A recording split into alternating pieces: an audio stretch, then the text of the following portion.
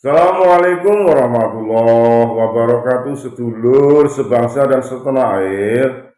Jumpa lagi di channel Jagat Kopi itu. Semoga dalam keadaan sehat, tak kurang satu apa, rahmah barokah salam Allah curahkan untuk kita semuanya. Yaji Madudin Usman Al-Bantani menjawab pertanyaan masyarakat, santri, mahasiswa dalam kajian nasab beliau.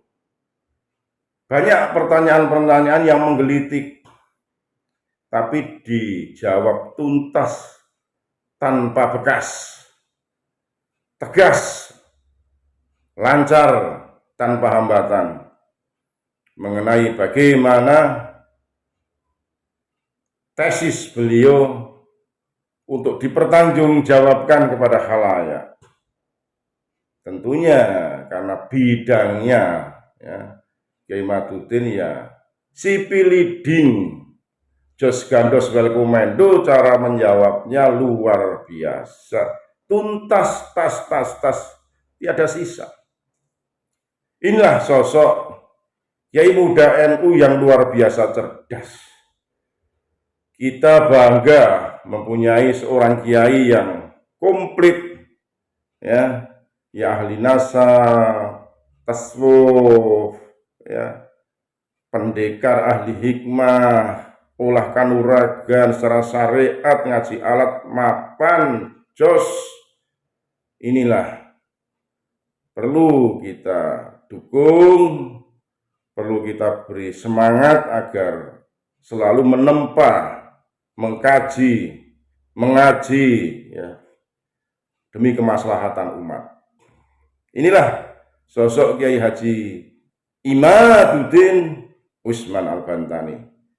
Lebih jelasnya mari kita simak bagaimana beliau menjawab pertanyaan-pertanyaan para muhibin, habaib pala, santri, mahasiswa, masyarakat yang ada lewat video berikut ini. Sekali lagi lah mohon maaf, NKRI harga mati Nusantara milik kita. Assalamualaikum warahmatullahi wabarakatuh. Matur sembah nuwun atas waktunya yang termulia dan yang kami muliakan sedaya para masyayikh, para kiai wonogiri. Pertanyaannya, apakah semua kabib-kabib yang ada di Indonesia ini semuanya itu masuk Ba'alawi atau ada kotak-kotak Pak Yai? Nah, artinya semuanya mungkote, napa masih ada pemilahan Pak Yai? Monggo mangke dipunjelasaken nggih. Itu yang pertama. Yang kedua, untuk Wali Songo ini saya kayaknya belum dipaparkan. Monggo mangke dipunjelasaken apakah Wali Songo itu katut Ba'alawi atau mboten, ngoten nggih. Khawatir wis diidolakan, wis diziarahi, ternyata namu wali. Iki tandane dereng madang niki panitia. Oh.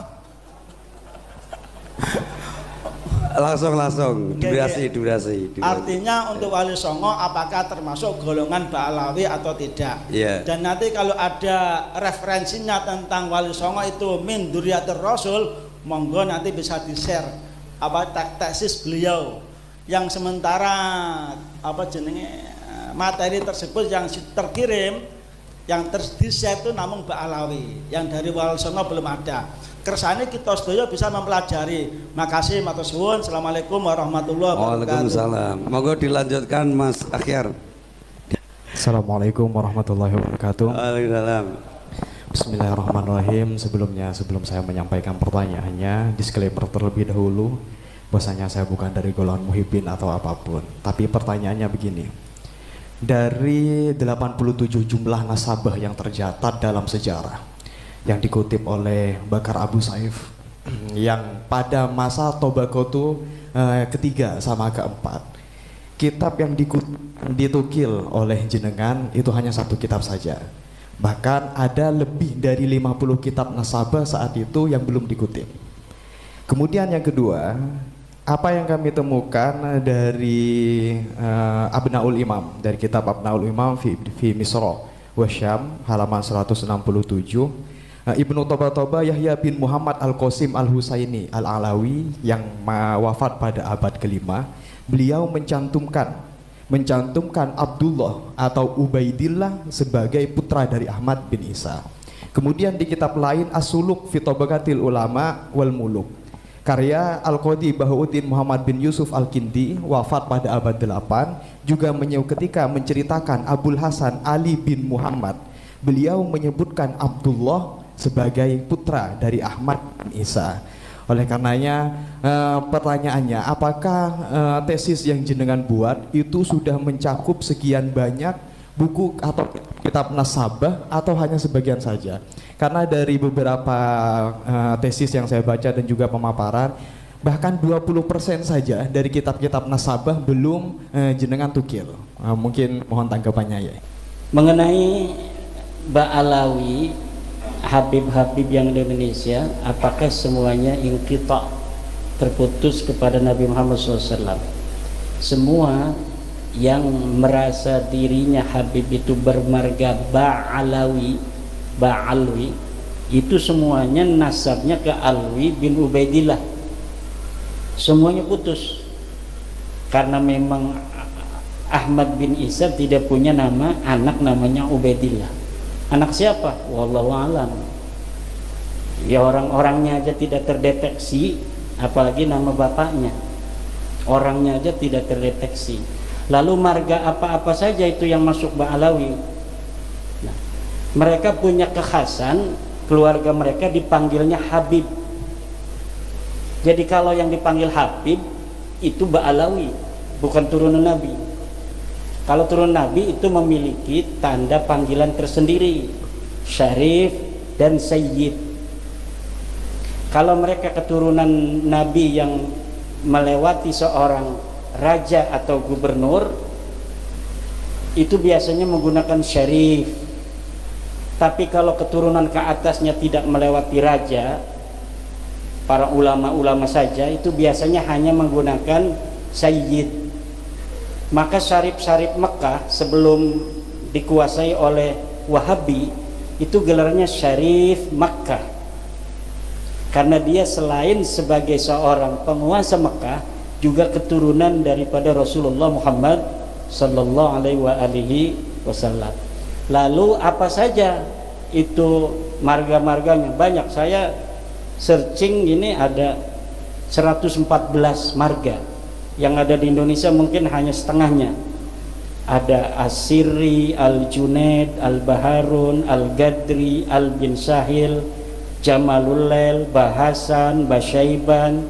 Basaiban ini ada Basaiban yang Al-Idrisi, yang bukan Ba'alawi ya, kayak Zulfikar yang punya anak PV itu Basaiban Al-Idrisi. Ada Basaiban Ba'alawi, ada Al-Habsi, Asyatiri, Al-Jufri, Al-Kaf, Al-Bait, Al-Bilfaqih, Al-Jabhan, Al-Dualani, Al-Ghaizah, Al-Ba'ali, Al-Hamil, Al-Kenaiman, Al-Bar. Tuh, Ahmad Al-Bar tuh yang bisa nyanyi rock itu Ba'alawi itu. Asy-Syarwi, Al-Hayyid, Al-Khamur, Al-Bahdak, Asy-Syarim, Al-Ba'mar, Al-Hakam, Al-Bahri, Al-Ghasasi, Al-Rakhelah, Al-Bakriyah, Al-Babduna, banyak sekali. Tinggal dicari yang Ba'alawi. Pokoknya setiap Ba'alawi itu dia bernisbat pada Alwi bin Ubaidillah yang mengaku sebagai keturunan Ahmad bin Isa. Ahmad bin Isanya ini telah terkonfirmasi kitab-kitab sejarah dan kitab nasab, dia seorang turunan Nabi. Wafatnya 345. Maka Ubaidillah ini keturunannya di abad 9 mengaku bahwa Ubaidnya ini keturunan dari Ahmad bin Isa. Pada zaman Ahmad bin Isa belum ngaku. Jadi ngakunya itu setelah 550 tahun wafatnya Ahmad bin Isa. Kalau ngakunya di abad itu nggak mungkin diterima kan, karena anak Ahmad bin Isanya marah. Tapi dengan berjalannya waktu, semakin menyebar itu keturunan Ahmad bin Isa, kesempatan orang untuk mengaku keturunan siapa saja itu kan terbuka. Masalahnya terbukti tidak secara data sejarah dan data nasab, itu saja. Kemudian mengenai pertanyaan selanjutnya, Wali Songo nasabnya ke Ba'alawi bukan? orang-orang Ba'lawi Habib mencatat dalam kitab mereka seluruh Wali Songo keturunan Ba'lawi. Itu pada tahun berapa? Baru pada tahun 1984. Kitab cetakan Samsud Dohiro yang ditambahi. Dulunya tidak masuk. 1984 cetakan baru kitab Nasab Ba'lawi mencantumkan terutama Kesultanan Banten yang dicantumkan sampai hari ini ada di dalam kitab Samsud Dohiro itu. Kita ini mantan Ba'lawi. Tahun 2012 saya itu menjadi pencatat nasab bersama teman-teman dari keluarga Kesultanan Banten itu masih ke Ba'lawi karena belum ditemukan keraguan waktu itu. Nah, keraguannya timbul ketika kitab nasab mereka itu mencatat Samsud Dohiro itu keluarga Kesultanan Banten, kemudian keluarga lain seluruh Wali Songo, hanya dicatat beberapa generasi bahwa ini ke Ba'lawi gitu, tapi tidak dicatat sampai bawah. Kalau Kesultanan Banten dicatat sampai bawah sampai tahun 1808, jadi sampai Sultan terakhir Sultan Sapiuddin.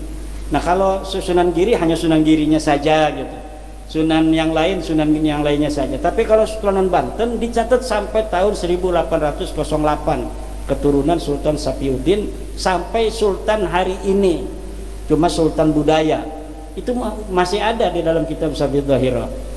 Nah, setelah diteliti, betulkah ini Ba'lawi merupakan leluhur Wali Songo? Ternyata kitab-kitab manuskrip yang sekarang mulai orang itu paham setelah ada bab nasab ini pada penasaran, mencari-cari kitab-kitab di rumah-rumah mereka yang tua-tua.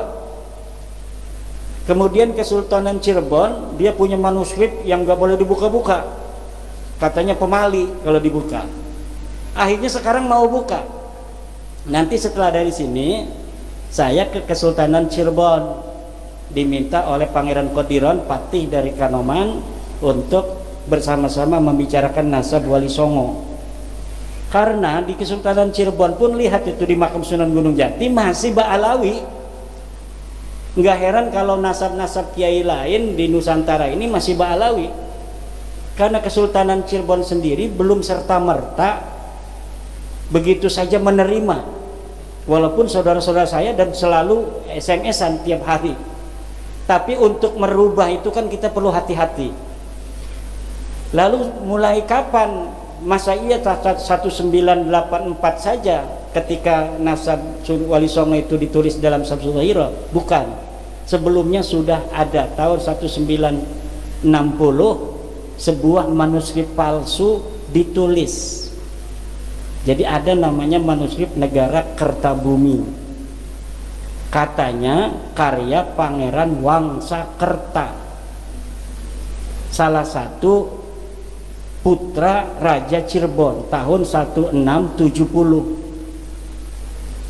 Nah, tahun 1670 di dalam manuskripnya itu ditulis silsilah Sunan Gunung Jati sampai ke Ubaidillah.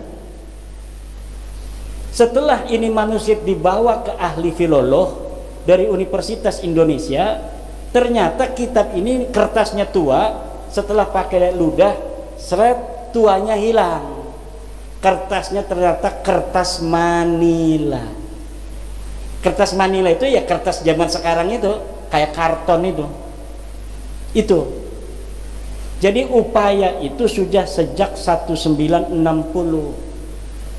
Lalu yang tertua lagi di mana? Yang tertua lagi dalam tulisan Habib Salim bin Jindan. Habib Salim bin Jindan datang ke Kesultanan Banten, Sultanan Cirebon, Jogja, Solo, Madura, bertemu dengan Syekh Holil Bangkalan. Kemudian ini Syekh Holil, silsilahnya Syekh Holil ini dari Ampel, ini dari Sunan Gunung Jati sampai ke Rasulullah. Akhirnya sekarang orang-orang pada berihtijaj dengan Syekh Holil. Katanya Syekh Khalil sendiri sudah menetapkan Wali Songo ini ke Ba'alawi. Iya, karena Syekh Khalil mendapatkannya dari Habib Salim bin Jindan. Habib Salim bin Jindan itu adalah ayah dari Habib Ahmad bin Jindan, orangnya soleh, tawadu, karena dia ngajinya sama kiai-kiai, bukan nama Ba'alawi. Dia ngaji sama kiai-kiai, makanya tawadu. Habib itu kalau ngaji sama kiai ya kayak kita, tawadu. Kenapa? Sinaran cahaya Jawa, keramat Nusantara itu akan masuk ke dia. Yang berbeda-berbeda itu, lihat gurunya ada nggak guru Jawa, dapat nggak dia keramat tanah Jawa? Nggak dapat. Kalau yang sombong-sombong itu nggak dapat keramat tanah Jawa, jadi dia tidak dapat doa dari Sabdo Palon sama Syekh Subakir dulunya. Kalau yang dapat doa dari Syekh Subakir perjanjiannya dengan Sabdo Palon, ya kita mengindonesia. Tidak ada perbedaan kita berdasarkan keturunan dengan siapapun. Nah itu intinya. Kemudian, nah jadi Wali Songo ini sampai sekarang belum tuntas. Makanya saya jarang ngomong Wali Songo, karena belum selesai. Dan menurut saya Wali Songo ini mau ke Nabi, mau ke jadi Syarif Sayyid, itu nggak terlalu berbahaya. Kenapa? Mereka mengutamakan ilmu, tidak mengutamakan nasab. Jadi tidak akan merasa orang Jawa itu merasa direndahkan oleh turunan Wali Songo.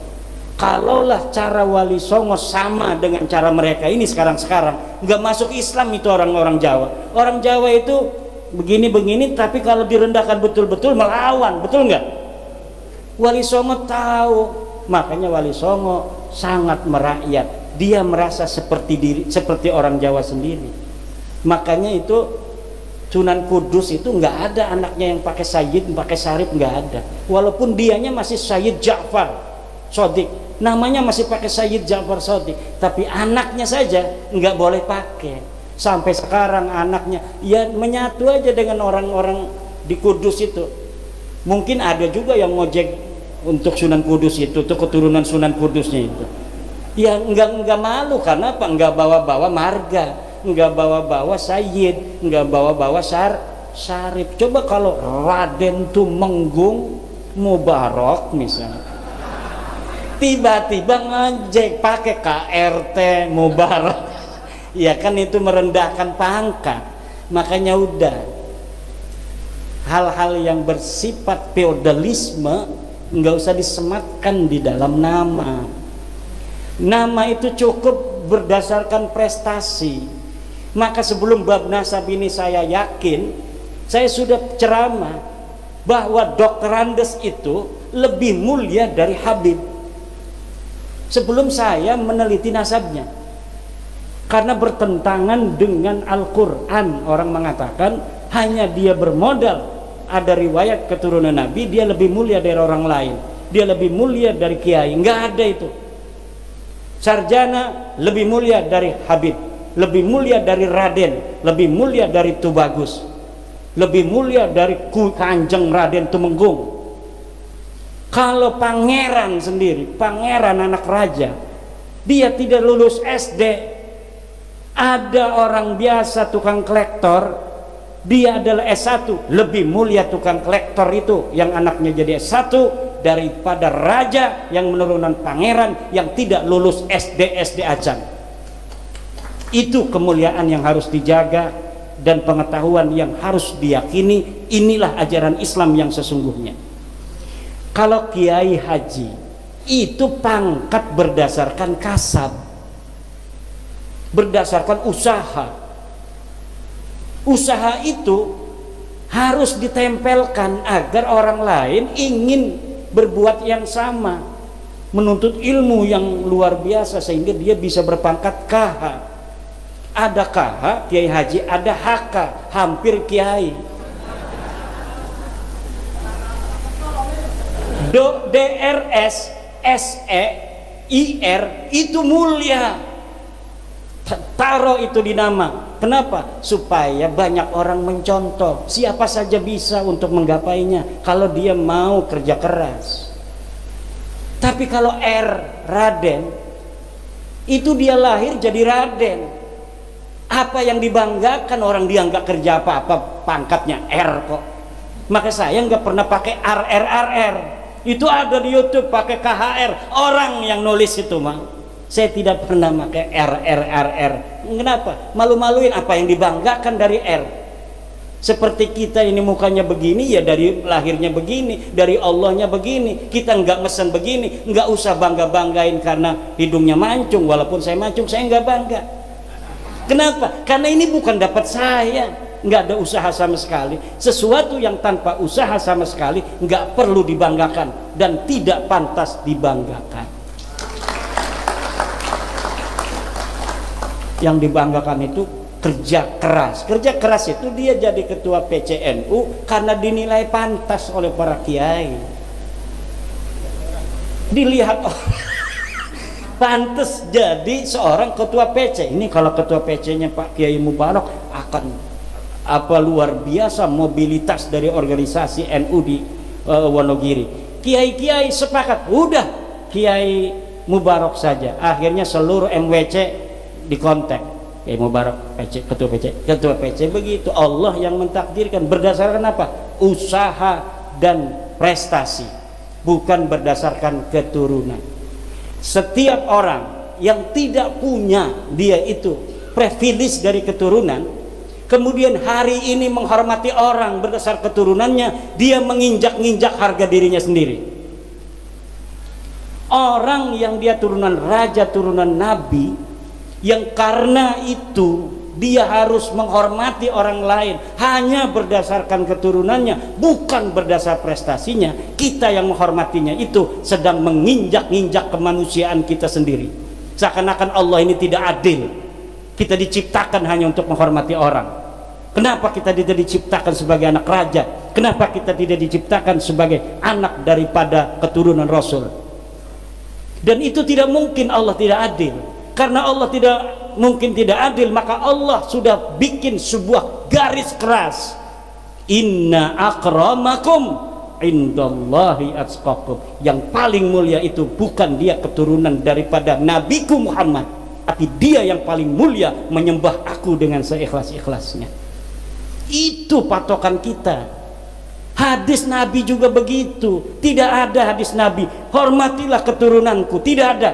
Ada itu Habib di dalam ceramahnya, hormatilah keturunanku. Siapa orang yang menolong keturunanku, maka aku akan membalasnya di akhirat. Hadis palsu itu, pasti hadis palsu. Yakin, seyakin-yakinnya. Hanya ada di kitab-kitab Ba'alawi yang begitu. Cari hadisnya.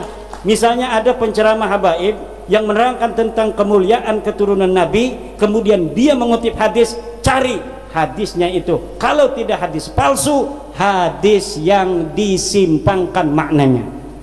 Seperti keutamaan ahli bait yang diambil untuk keturunan hari ini. Kalau hadis keutamaan ahli bait banyak. Siapa ahli bait? Ahli bait itu adalah Ali, Fatimah, Hasan, dan Husain.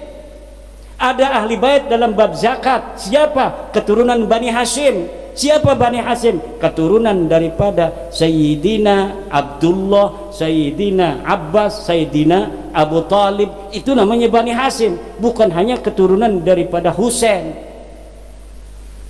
Banyak yang disimpangkan. Tidak ada ajaran Islam yang mentolerir orang harus menghormati orang lain berdasar keturunan, dan ini yang harus diambil, termasuk menghormati gus-gus itu tuh. Kenapa? Kasihan nanti ini gus-gus masih kecil dihormatin orang, nanti takutnya dia nggak mau belajar. Saya udah banyak dihormatin orang, ngapain? Takutnya begitu, lama-lama nanti banyak gus-gus nggak bisa ngaji akhirnya. Kenapa? Karena orang bisa ngaji kan banyak dihormatin orang. Lihat dia nggak bisa ngaji dihormatin orang. Jadi biasa aja kita menghormati para gus. Kalau misalnya dia nggak bisa ngaji, taruh di belakang. Ngapain lu nggak bisa ngaji? Jangan di depan. Saya ini gus mau gas nggak bisa. Harus begitu. Kita kasihan kepada putra-putra kiai. Jangan hormati dia berlebihan, karena kalau kita menghormati dia berlebihan, kita sama saja mengubur potensi dia untuk berprestasi di masa depan.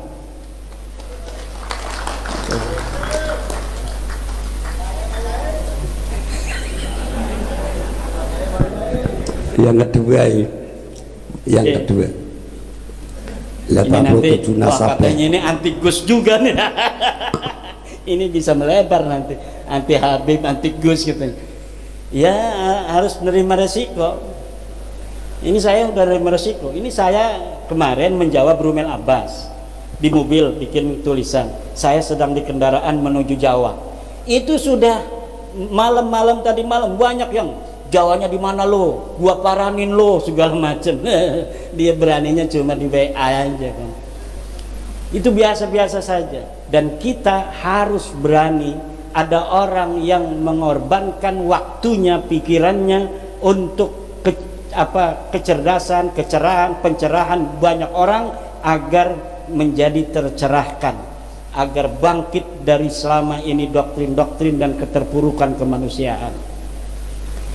Kiai Miftahul Ahyar, bukan Miftahul Ahyar, Miftahul Ahyar namanya, Fillul Ahyar, Birrul Ahyar, Kiai Birrul Ahyar. Dari 87 kitab nasab, kitab yang ditukil hanya 1 kitab nasab. Banyak yang saya tukil. Iya, karena yang berhubungan dengan nasabnya Ubaidillah yang ke Ahmad bin Isa, hanya itu yang berhubungan. Ngapain kitab nasab-nasab banyak itu yang tidak ada menyebut Ahmad bin Isa. Ketika kita telah mengetahui bahwa ayahnya namanya Ahmad bin Isa, dari situ dia punya anak Ubaid enggak. Yang menyebut Ahmad bin Isa itu hanya beberapa kitab.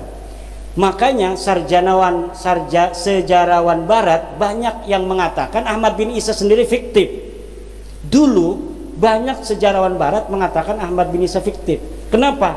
Karena Ahmad bin Isa tidak ditulis, padahal kitabnya ada, cuma dia waktu itu belum menemukan. Nah, tapi sekarang Ubaidillah ini mah bukan hanya belum ditemukan, karena memang betul-betul tidak ada, sama sekali tidak ada. Kalau Ahmad bin Isa di dalam kitab hadis dia meriwayatkan hadis, tapi dalam kitab nasab waktu itu belum ditemukan anaknya siapa-siapa. Nah, hari ini sudah ditemukan.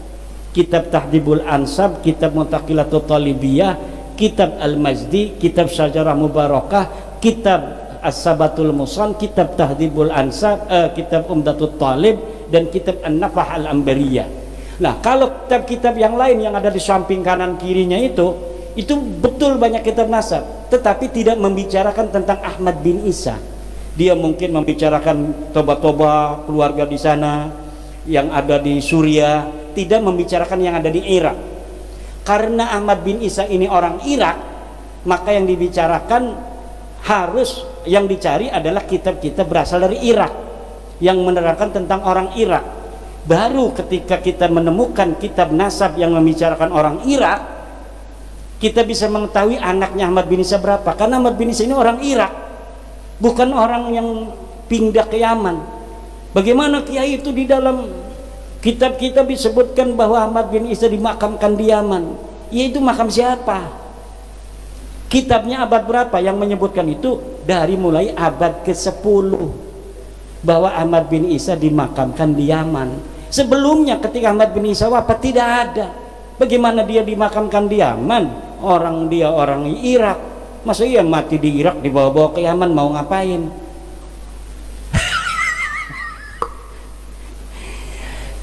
Iya, itu makam itu bisa diciptakan. Bagaimana sekarang kita hari ini kan lagi ribut bab nasab nih, ribut lagi bab tidak hijrah ke Yaman, lagi ribut makam Ahmad bin Isa itu kok ada di Yaman. Sampai ada teman saya yang lulusan Yaman pergi ke Yaman, dia videoin. Setelah dia videoin, dia kirimin video saya. Ini ada makamnya katanya Ahmad bin Isa. Ini makamnya Ubaidillah. Masa iya katanya ente tidak percaya bahwa Ubaidillah ini adalah sosok yang historis? Kalau dia sosok yang tidak ada, bagaimana dia ada makamnya? Akhirnya Allah buka dari keadaan Indonesia. Banyak makam-makam yang tidak ada orangnya, hari ini ada makamnya. Banyak orang-orang yang dulu sejarahnya tidak ikut-ikut ngediriin NU, sekarang ditulis ikut ngedirikan NU. Banyak orang yang ditulis dulunya tidak menyebarkan Islam, hanya narik-narik biola, sekarang disebut menyebarkan Islam di Indramayu. Ada bukunya juga ditulis penyebaran Islam oleh Habib Anu bin Anu, sampai bikin skripsi. Anak buahnya yang punya anak lagi nulis skripsi, suruh bikin skripsi penyebaran agama Islam oleh Habib Anu bin Anu di Indramayu. Saya teliti itu skripsinya. Kemudian makam orang terkenal di Semarang diciptakan, padahal makam aslinya ada di Pleret, Jogja. Dia adalah seorang dari pahlawan Yogyakarta yang melawan penjajah. Ketika dia melawan penjajah Inggris, waktu itu dikuasai Inggris, Belanda kalah oleh Inggris, Inggris menguasai, kemudian perang Jogja dengan Inggris, mati KRT Sumodiningrat. Setelah KRT Sumodiningrat mati di dalam masjid, ditebas lehernya, dimakamin di Pleret. Setelah dimakamin Pleret, 100 tahun kemudian tiba-tiba muncul makamnya di Semarang dan nasabnya rubah. KRT Sumodiningrat sekarang nasabnya menjadi bin Toha bin Yahya. Dulunya orang mana? Orang Jogja asli, menantunya Hamengkubuwono ke-1. Menantu Hamengkubuwono ke-1, dia orang Jogja asli, pernah jadi bupati di Jepara kalau tidak salah. Sekarang dirubah. Untuk apa sih merubah sejarah, merubah makam? Untuk masa depan, bos. Untuk masa depan, biar masa depan untuk keluarga ini tercatat sebagai orang-orang yang ikut di dalam memperjuangkan kemerdekaan. Makanya penting bagi mereka untuk mencantolkan dalam sejarah-sejarah 17 Agustus katanya Soekarno minta doa dulu sama Habib. Katanya bendera Indonesia merah putih itu ditentukan oleh Habib. Katanya Garuda Pancasila itu ditentukan oleh Habib. Katanya NU itu didirikan oleh salah satunya Habib, dan sebagainya dan sebagainya. Makam-makam di pojok-pojok itu dikasih nama marga-marga dari mereka, kemudian dikasih tahun yang tua. Untuk apa? Ke depan Indonesia jangan macam-macam sama kita orang. Ini kita sudah terkonfirmasi datang ke Indonesia abad ke-15. Apa buktinya? Makam, lihat tuh, ada inskripsinya, mereknya Habib Anu bin Anu tahun sekian. Ini Bapak yang akan terjadi. Maka kita begini keras ngomong ini agar mereka sadar. Udah berhentilah yang udah-udah bikin-bikin makam, hapusin makam, nggak ada orangnya. Yang ada orangnya, yang tokohnya itu tokoh Jawa asli, dirubah lagi. Udahlah, kita salah, ayo kita se-Indonesia sekarang kita sama-sama membangun Indonesia. Tidak ada lagi yang bicara tentang nasab dan keturunan, karena kalau bicara nasab dan keturunan, orang Jawa, orang Wonogiri yang lebih berhak untuk mengklaim bahwa Indonesia ini miliknya daripada orang lain. Karena keturunan orang-orang yang hari ini ada di sini inilah yang dulu memperjuangkan kemerdekaan negara Republik Indonesia, bukan orang lain. Kalau mereka kita tahu sendiri sejarahnya, datang di bawah Belanda, kemudian mereka menjadi orang-orang kelas tinggi di Belanda. Ada kelas Eropa, ada kelas Asia, ada kelas pribumi. Ini orang-orang yang sekarang ini ngaku sebagai cucu Nabi itu ditinggikan oleh Belanda. Maka ketika Jepang datang, mereka ini tidak mendukung Jepang. Kenapa? Karena Jepang tidak seperti Belanda mengistimewakan mereka. Maka barulah di antara mereka mau berjuang tuh. Kenapa? Karena Jepang tidak mengistimewakan mereka. Itu. Ya, yang udah ada silakan makan aja. Bismillah dulu. Kemudian Abnaul Imam mencantumkan Abdullah, itu manuskripnya dipalsukan. Manuskripnya itu hanya 20 halaman. Dulu sebelum viral, saya sudah menemukan manuskripnya ada di internet, 20 halaman. Setelah dicetak menjadi 187 halaman. Kalau kitab ini betul-betul kitab-kitab yang asli, maka hari ini mereka pasti sudah berani untuk berdebat dengan saya. Tapi karena saya sudah mengetahui bahwa kitab ini diinterpolasi, ditambahi oleh Yusuf Jamalul Lail, maka mereka tidak berani, karena sayanya sudah tahu bahwa kitab ini diinterpolasi. Dan di dalam muqaddimah kitab itu lihat bahwa dia pun mengakui bahwa ada hal-hal yang saya tambahkan yang dianggap penting. Itu yang dianggap penting, ya nyantolin Abdullah sebagai anaknya Ahmad itu.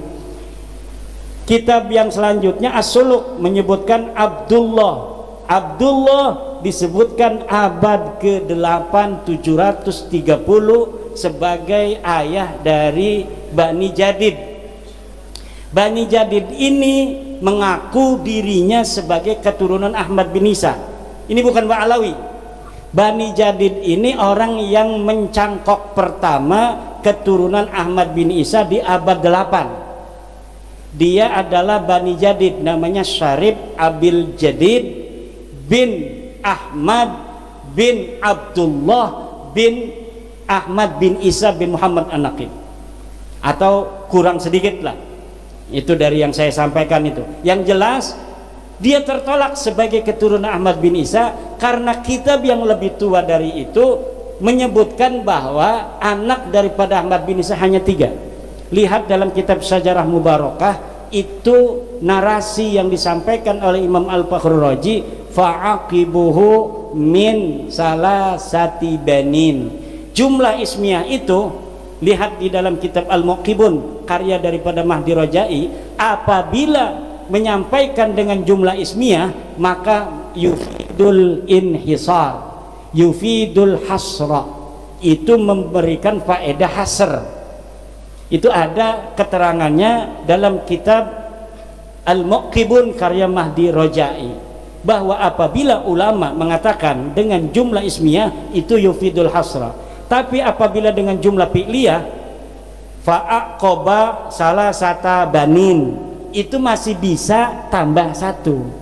Tapi kalau sudah fa'aqibuhu min salasati banin bi jumlatin ismiyatin hadihi tadullu ala al-hasr. Jadi tidak bisa, tertolak. Dan sudah terbukti Bajadid ini bukan keturunan Nabi, sudah terbukti dari kitab-kitab selanjutnya. Nanti Ba'alawi Bajadid itu adalah keturunan orang Arab biasa. Ya, nanti di abad 9 Ba'alawi ini, yang Habib-Habib ini mencangkok lagi kepada Bajadid ini, jadi nyangkok kepada cangkokan. Jadi Bajadid ini udah nyangkok kepada Ahmad bin Isa, anaknya ditambahin 1. Nah nanti si Ba'alawi sekarang ini nyangkok kepada Ba'alawi Bani Jadid ini. Katanya Jadid itu adik daripada Alwi.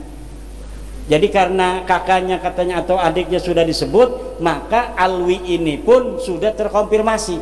Yang menyebut Alwi itu sebagai keluarga Jadid atau adiknya atau kakaknya hanya Ali As-Sakron di abad 9. Jadi luar biasa gayanya.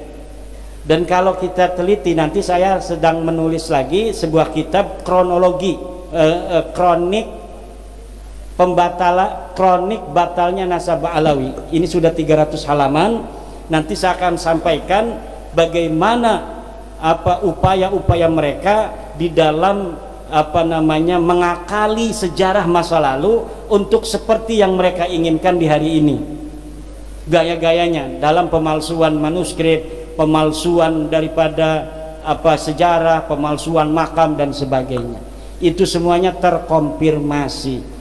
Makanya ada YouTuber yang mengatakan dia sedih bahwa kita ingin katanya dipertemukan dengan Ba'alawi kepada orang tua kami di PBNU. jangan sebut kami pemfitnah. Itu tadi pagi saya nonton ada YouTuber kayaknya dari daerah Jawa Tengah, dia nangis bahwa dia ingin dipertemukan dengan Ba'alawi karena walaupun bukan Kiai Madudin saya pun bisa katanya untuk menjawabnya.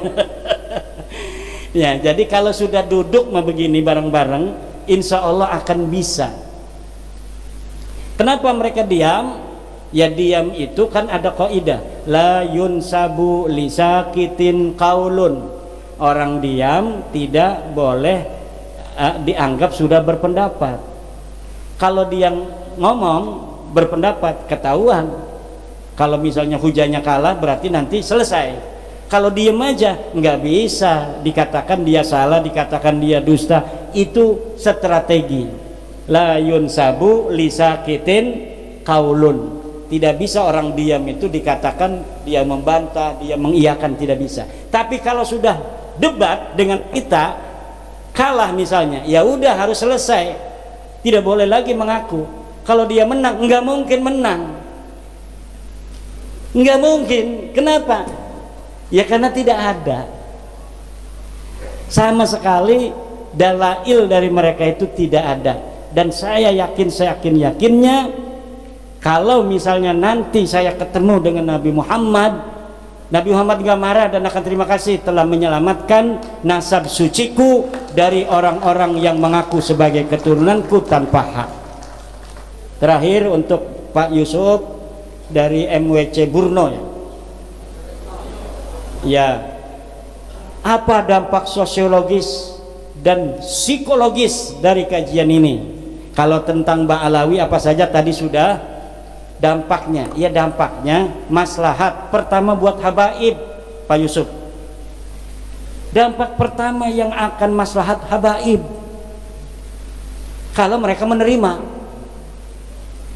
Enggak menerima pun pasti mereka tidak akan seperti dulu mentang-mentang cium tangan lu, nggak bakal sekarang memberani sama ketua MWC. Kalau dulu ketua MWC nggak mau nurut sama dia, masuk neraka lo, nggak dapat syafaat menjid aneh. Sekarang nggak bakal lagi.